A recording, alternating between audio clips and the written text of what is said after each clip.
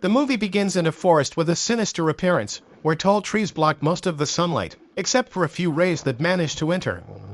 Suddenly, a dirty hand grabs a tree, and we soon see the silhouette of a teenager in a yellow hoodie running exhaustively.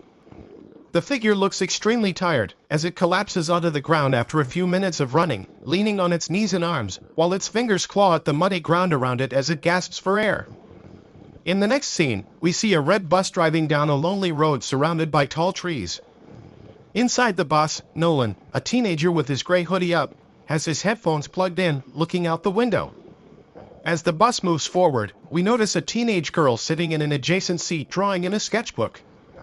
Nolan glances at her and smiles shyly, clearly harboring a crush. The voice on the radio announces a lunar eclipse that will occur soon, and the driver lowers the radio volume before turning to the teenagers, asking if they will watch it.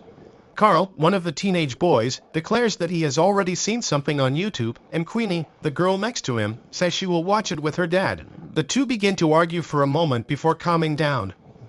After a minute of silence, Reggie, a teenager with a nose piercing who is sitting alone in the back, crushes an empty can and throws it at Nolan, who is in the front, hitting him in the head.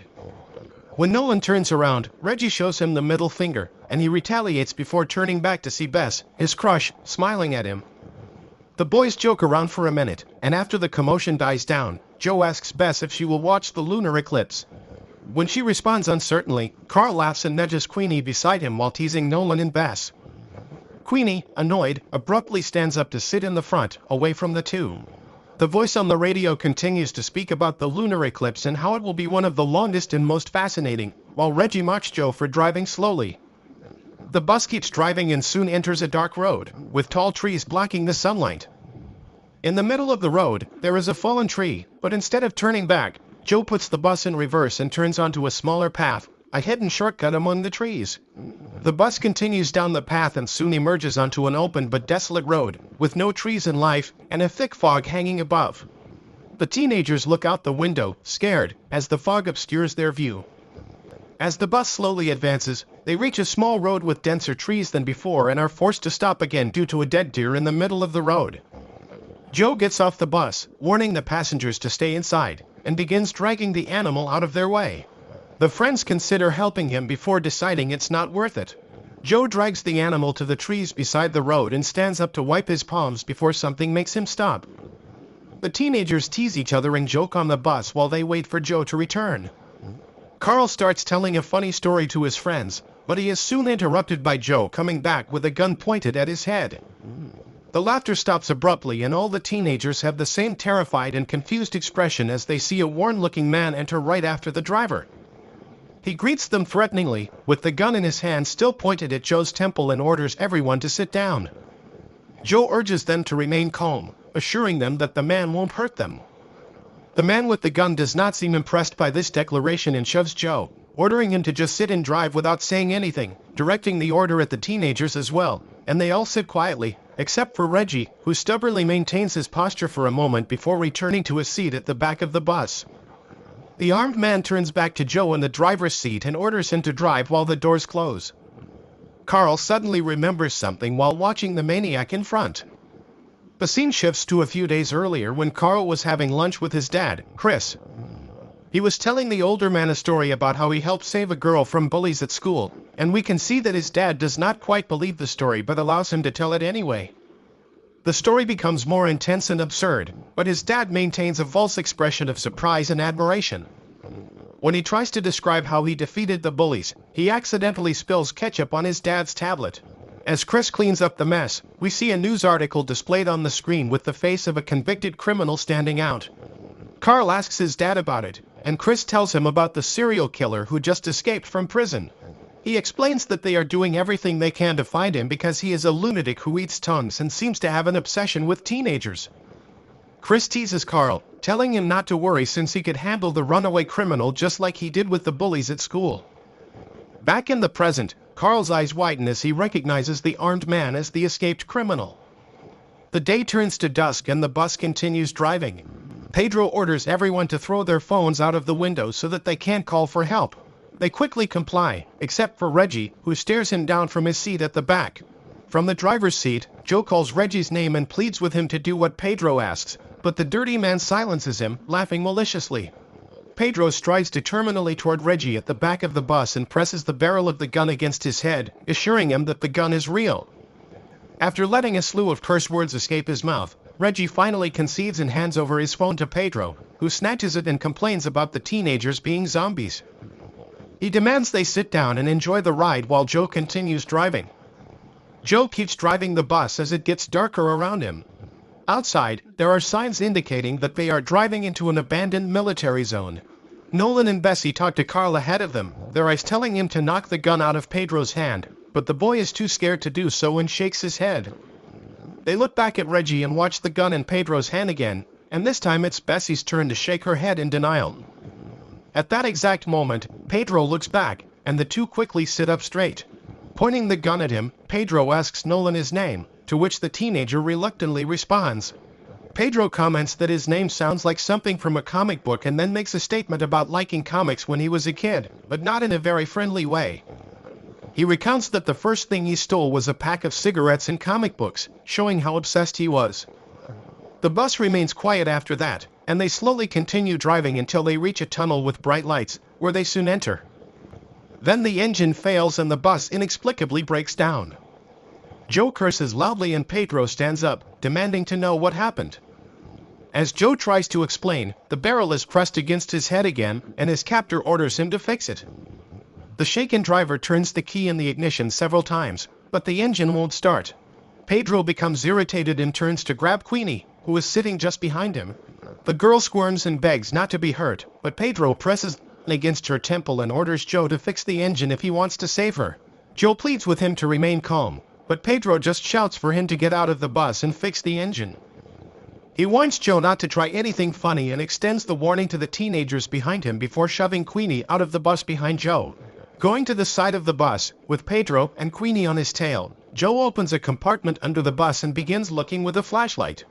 The rest of the teenagers watch from inside the bus and Carl begins to panic. He tells his friends that Pedro is definitely going to kill them, and Bess says that to prevent this, they need to disarm their captor. Terrified, Carl shakes his head disapprovingly and says it would be too dangerous to disarm him now, and Reggie agrees.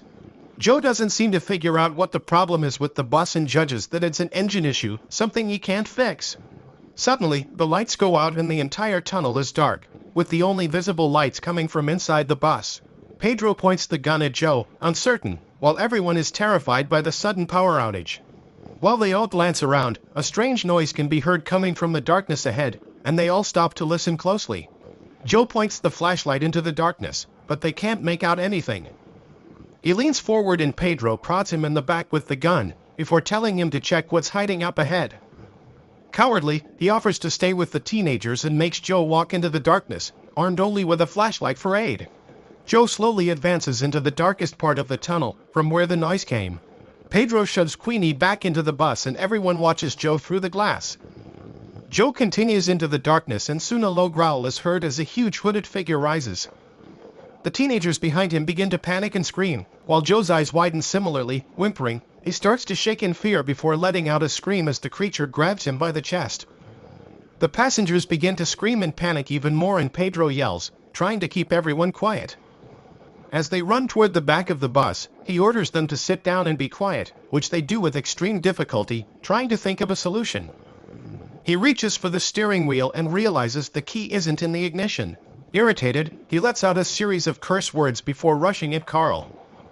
He points the trembling teenager and orders him to go get the key off Joe's body, but before Carl can respond, Nolan stands up and offers to go in his place. At the same time, Bess runs to the front of the bus, and before anyone can stop her, she jumps out. Nolan tries to stop her, but Pedro points the gun at him and makes him freeze.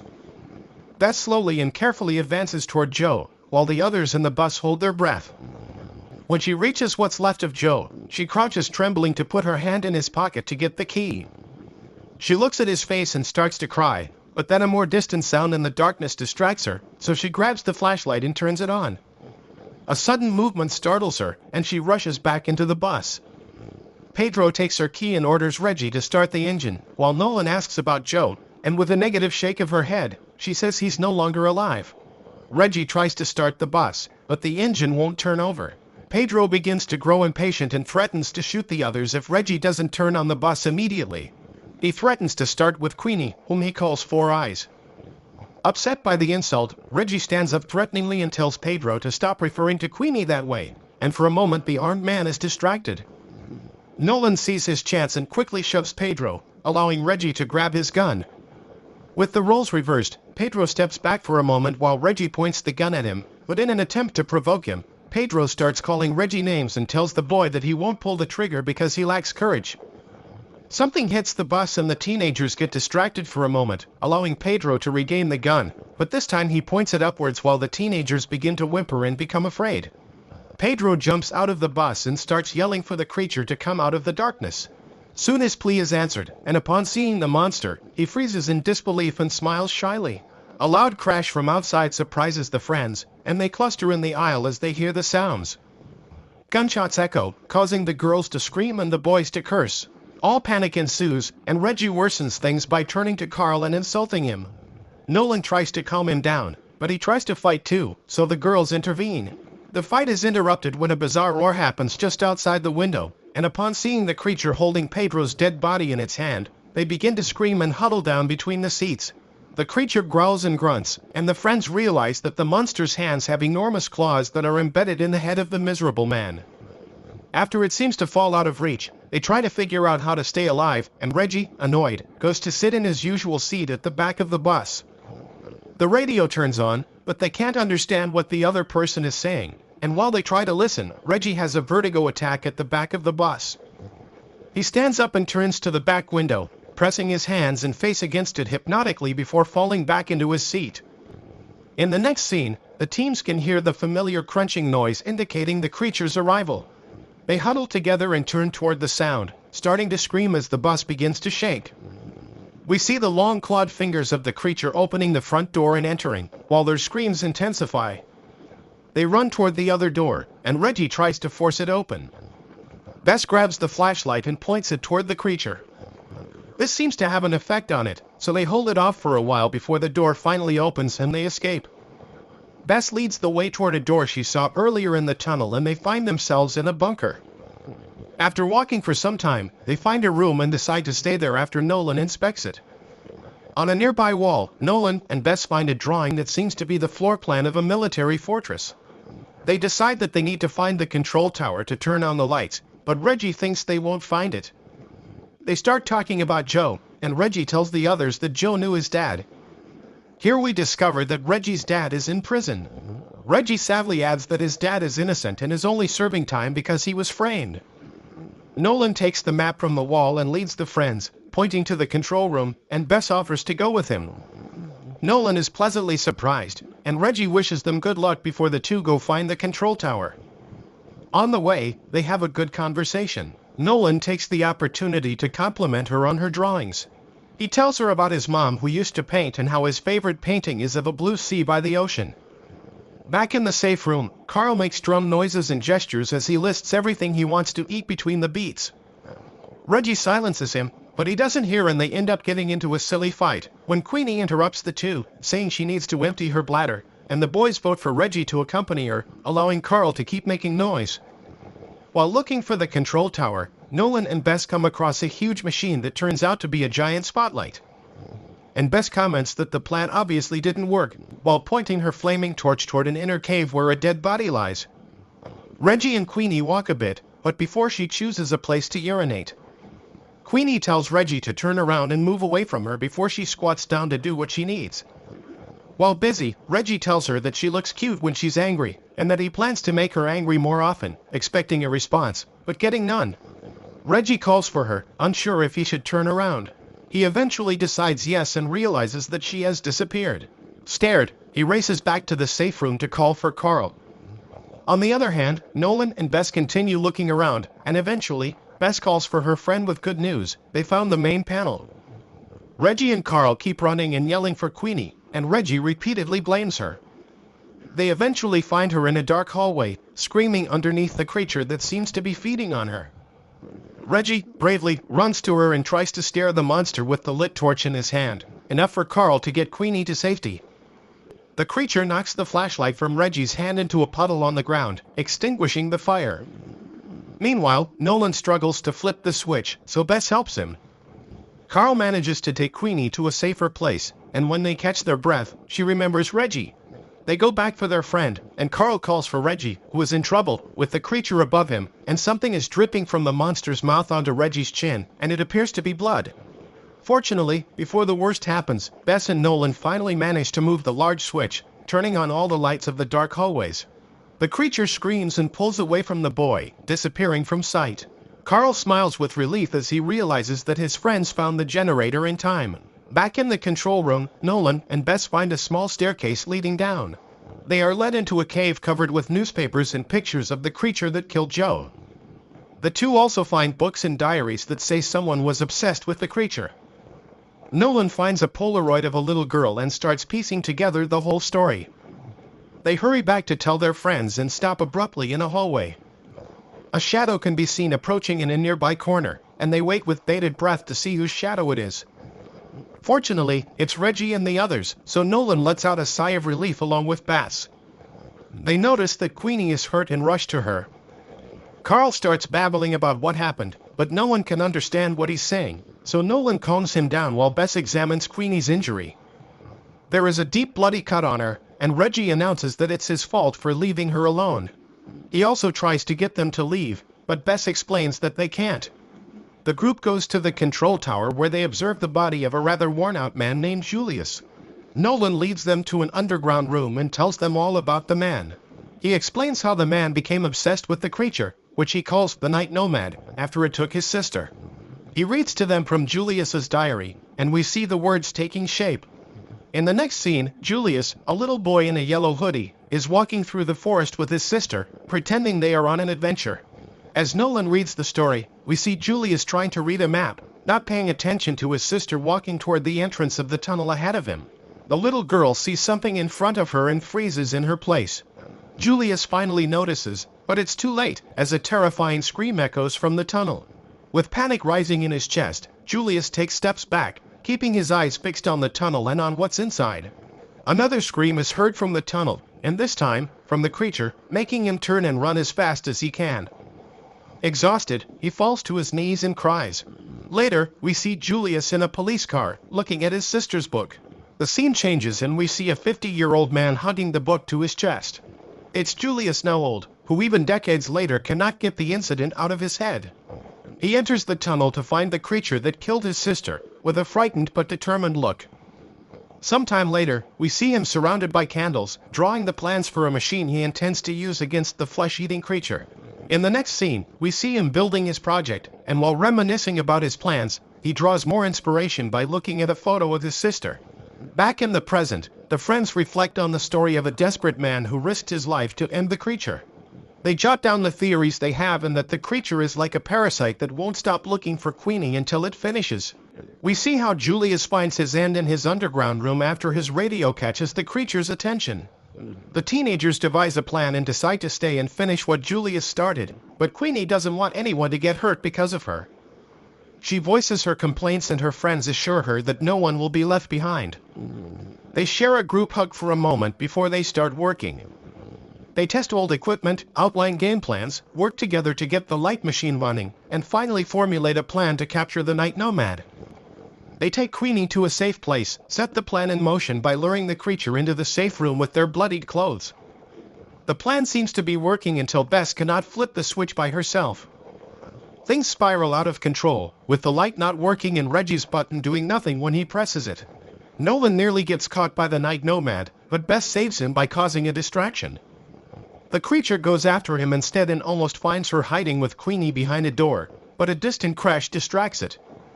They lure the creature into a room with Queenie's bloodied clothes in front of a light source.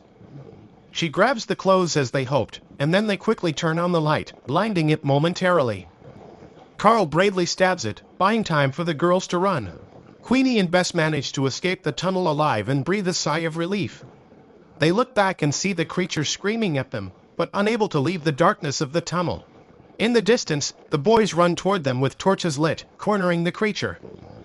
They reach the Night Nomad and set it on fire, and then, happy and relieved, they watch it burn to death. In the next scene, Nolan's voice narrates the end. The answer to the riddle Joe made earlier on the bus is courage. He tells us how courage was the lesson of their trial and how, even if no one took them seriously, it would stay with them forever. In the end, we see police officers checking the tunnel. One goes deeper to inspect the safe rooms with a flashlight. A loud scream makes him stop and look around. He comes face to face with something and his flashlight goes out, while his eyes widen, and then his screams echo throughout the tunnel.